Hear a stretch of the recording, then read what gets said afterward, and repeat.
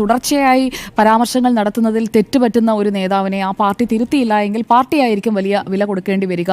തീവ്രവാദികളുണ്ട് എന്ന തരത്തിലുള്ള പരാമർശം വിജയരാഘവൻ പിൻവലിക്കുന്നതാണ് നല്ലത്. അല്ല എങ്കിൽ ന്യൂനപക്ഷ വർഗീയതയിലെ ഏറ്റവും മോശപ്പെട്ട ഘടകങ്ങൾ എന്ന് അദ്ദേഹം സ്പെസിഫൈ ചെയ്തത് ആരെയാണ് എന്നത് പേരെടുത്ത് വിമർശിക്കണം. പേരെടുത്ത് വിമർശിക്കാൻ എന്താ വിജയരാഘവൻ ഇത്രയും പറയാൻ കഴിയുമെന്നുണ്ടെങ്കിൽ അങ്ങനെ പറയുന്നതിന് എന്താ പേടി? അങ്ങനെയുള്ള ഫ്രിഞ്ച് എലമെന്റ്സ് ഉണ്ട് എന്നുണ്ടെങ്കിൽ അതിനെ ഒരിക്കലും മുസ്ലിം ലീഗോ അല്ലെങ്കിൽ UDF എൻഡോഴ്സ് ചെയ്യുമെന്ന് ഞാൻ കരുതുന്നില്ല. അപ്പോൾ വിജയരാഘവൻ അല്ലെങ്കിൽ CPIM കൃത്യമായി ഒരു മുതിർന്ന നേതാവ് ഇങ്ങനെ ഒരു അഭിപ്രായം പറയുമ്പോൾ അതിൽ എന്താണ് ഉദ്ദേശിച്ചത് എന്നുള്ളത് വ്യക്തമാക്കി പറയുക എന്നുള്ളതാണ്. ഇങ്ങനെ അദ്ദേഹം ഒരു വാചകത്തിൽ മാത്രം ഒതുക്കുന്നത് എന്തിനാണ്? അദ്ദേഹത്തിന് അത്രയ്ക്ക് ഉറപ്പുണ്ട് എന്നുണ്ടെങ്കിൽ മോഹനെ പോലെ അടുത്ത ദിവസം പിൻവലിക്കരുത്. പറയാനുണ്ടെങ്കിൽ അത് കൃത്യമായി തെളിച്ച് പറയണം. ഇപ്പോൾ വേദിയായത് CPIMന്റെ വയനാട് ജില്ലാ സമ്മേളനത്തിലെ പ്രതിനിധി സമ്മേളനമാണ്. ഇനിയുമുണ്ടല്ലോ വേദികൾ, അല്ലെങ്കിൽ മാധ്യമങ്ങളെ വിളിച്ചുകൂട്ടി അദ്ദേഹത്തിന് ക്ലാരിഫൈ ചെയ്യാം. ഞാൻ ഉദ്ദേശിച്ച ആ ഫ്രിഞ്ച് എലമെന്റ്സ് അല്ലെങ്കിൽ വർഗീയ ഘടകങ്ങൾ എന്നുദ്ദേശിച്ചത് ഏറ്റവും മോശപ്പെട്ട വർഗീയ ഘടകങ്ങൾ എന്നുദ്ദേശിച്ചത് ആരെയാണ് എന്നുള്ളത് വിജയരാഘവൻ സ്പെസിഫൈ ചെയ്യണം. അല്ലാതെ ഒരു മതത്തെ മുഴുവൻ അല്ലെങ്കിൽ ഏതെങ്കിലും ഒരു രാഷ്ട്രീയ പാർട്ടിയെ മാത്രമായി അങ്ങനെ ചിത്രീകരിക്കുന്ന തരത്തിലേക്ക് ആ ചർച്ചകൾ പോകുന്നത് ശരിയല്ല. വയനാട്ടിൽ അദ്ദേഹം പറഞ്ഞ ഈ പ്രിയങ്ക ഗാന്ധിയുടെ റാലിയുടെ മുന്നിലും പിന്നിലും ന്യൂനപക്ഷ വർഗീയതയിലെ ഏറ്റവും മോശപ്പെട്ട വർഗീയ ഘടകങ്ങൾ ഉണ്ടായിരുന്നു എന്നാണ് പറയുന്നത്. പ്രിയങ്ക ഗാന്ധിയുടെ ആഘോഷ റാലിയിൽ മാത്രമല്ല പ്രചാരണത്തിൽ ഉടനീളം ഉണ്ടായിരുന്നത്, ഏറ്റവും കൂടുതൽ ഉണ്ടായിരുന്നത് മുസ്ലിം ലീഗാണ്. വയനാട്ടിലെ 3 മണ്ഡലങ്ങളെക്കാൾ കൂടുതൽ ഭൂരിപക്ഷം നേടിക്കൊടുത്തത് ഏറനാട് അടക്കമുള്ള മണ്ഡലങ്ങളാണ് എന്നുള്ളത് നമ്മുടെ മുന്നിലുള്ള കണക്കാണ്, വസ്തുതയാണ്.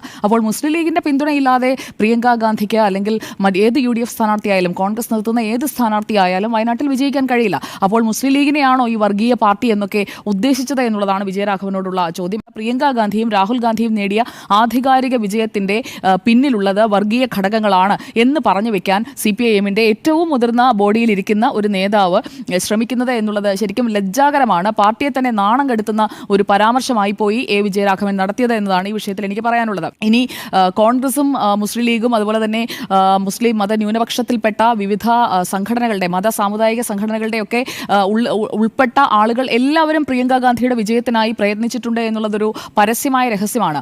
അതിൽ ഏതെങ്കിലും തരത്തിൽ വർഗീയ ഘടകങ്ങൾ ഉണ്ടായിട്ടുണ്ടോ അല്ലെങ്കിൽ അങ്ങനെയുള്ള വോട്ടുകൾ നേടിയിട്ടാണ് ജയിച്ചത് എന്നൊക്കെ പറയുമ്പോൾ അതെന്താണ് എന്ന് സ്പെസിഫൈ ചെയ്യാതെ കാർഡടച്ച് വെടിവെക്കുന്നതിൽ ഒരു കാര്യവുമില്ല. അവിടെ നടന്ന ഉപതെരഞ്ഞെടുപ്പിൽ നേടിയ വിജയത്തിന്റെ ആ ഒരു ക്രെഡിറ്റ് മുഴുവൻ ഇന്ന ആളുകൾക്കാണ്. അതും പേര് പറയുന്നില്ല. ഒന്ന് ലാർജറായിട്ടുള്ള ഒരു പിക്ചർ ക്രിയേറ്റ് ചെയ്ത് വെക്കുന്നത് എന്തിനാണ് എന്നുള്ളതാണ് ചോദ്യം. ഇവിടെ ഇപ്പോൾ CPIMും കോൺഗ്രസും തമ്മിലല്ല, BJPയും കോൺഗ്രസും തമ്മിൽ ഏറ്റുമുട്ടുമ്പോൾ പറയുന്ന കാര്യങ്ങൾ അത് ഉത്തരേന്ത്യയിൽ കോൺഗ്രസിന് തിരിച്ചടിയാകുമെന്ന് കണ്ടുകൊണ്ടാണ് ലീഗിന്റെ അടക്കം കൊടി രാഹുൽ ഗാന്ധിയുടെ പ്രചാരണ വേളയിൽ, പ്രിയങ്ക ഗാന്ധിയുടെ പ്രചാരണ വേളയിൽ അവസാനം റാലിയുടെ സമയത്താണ് കൊടി ഉയർത്തുന്നത്. അപ്പോൾ കൊടി വരെ മാറ്റിവെക്കാൻ ലീഗിനോട് ആവശ്യപ്പെട്ടത് എന്തിനാണ് എന്നുള്ളത് കോൺഗ്രസ് ചിന്തിക്കണം. കാരണം അങ്ങനെ കൊടി മാറ്റിവെക്കാൻ ആവശ്യപ്പെടുമ്പോഴാണല്ലോ ഇങ്ങനെയൊക്കെയുള്ള പരാമർശങ്ങൾ വരുന്നത്. ലീഗിന്റെ കൊടി വന്നു കഴിഞ്ഞാൽ എന്താണ് കുഴപ്പം എന്ന് ലീഗ് തിരിച്ചു ചോദിക്കുകയാണ് ഇനി ചെയ്യേണ്ടത്. കാരണം ഒരു കൊടി കണ്ടു കഴിഞ്ഞാൽ അത് പാകിസ്ഥാനാണെന്ന് പറയുന്നുണ്ടെങ്കിൽ ആ കൊടി കൊണ്ട് തന്നെ അതിനെ നേരിടുക എന്നുള്ളതാണ്. അപ്പോൾ എന്തായാലും ഇവിടെ വിജയരാഘവൻ തുടങ്ങി വെച്ചിരിക്കുന്നത് ഒരു തിരികൊളുത്തലാണ്. അതിൽ പോയി ഒരു വർഗീയ സംഘർഷത്തിലേക്ക് അല്ലെങ്കിൽ അങ്ങനെയുള്ള പരാമർശങ്ങളിലേക്കൊന്നും എന്തായാലും ഇപ്പോൾ ആരും കടന്നതായി നമ്മൾ കാണുന്നില്ല. വിജയരാഘവനെ തിരുത്താനായിരിക്കും പാർട്ടി ശ്രമിക്കുക.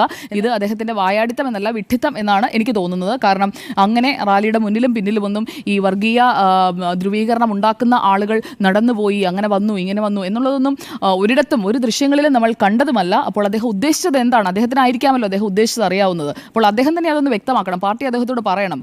എന്തായാലും അവിടെ സ്ഥലം ഏറ്റെടുത്ത് അവിടെ ആളുകൾക്ക് വീട് പണിത് നൽകാനൊക്കെയുള്ള എന്തെങ്കിലും നടപടി തുടങ്ങി വെച്ചിട്ടാണ് ഈ പുതുവർഷത്തിലേക്ക് കടക്കുന്നതിന് മുൻപ് ഈ പ്രതിനിധി സമ്മേളനത്തിൽ ഇതൊക്കെ പറയുന്നതെങ്കിൽ കേൾക്കാൻ രസമുണ്ടായിരുന്നു. ഇത് തികച്ചും ലജ്ജാകരമാണ്. പാർട്ടിയെ തന്നെ നാണം കെടുത്തുന്നതാണ്.